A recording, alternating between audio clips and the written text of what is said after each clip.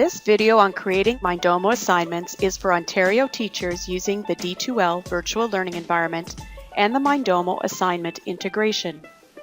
Mindomo is an online mind mapping digital resource that is available for all public school students and teachers in Ontario.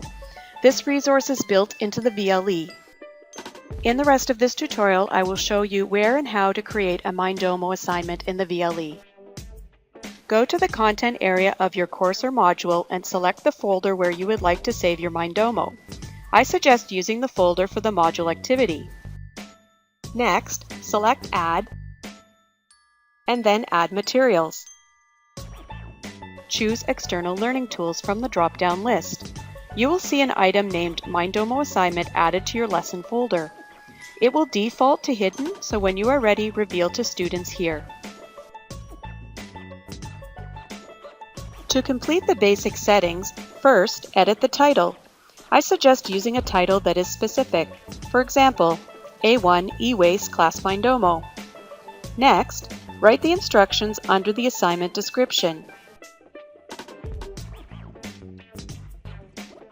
Choose this option if students are creating their own mind maps individually. Choose this option if students are creating their own mind maps individually, but you have created a starting Mindomo with a title and some headings. Select Choose, and choose the map to be used. If you want all students to contribute to the same Mindomo, choose this option. This is a good option of brainstorming as a whole class. You will be able to identify individual student contributions. If you wish to choose an already started map from your dashboard, select Change and choose the map to be used. If you want students to work in small groups to create a Mindomo, choose this option. You will then need to select how many students are to be in each group. Note that you can select the Help button on all three options for more specific information on that choice. When you have completed the basic settings, select Update Assignment to save your selections.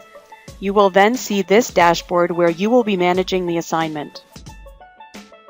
Watch the next video if you'd like to learn more about how to use Mindomo.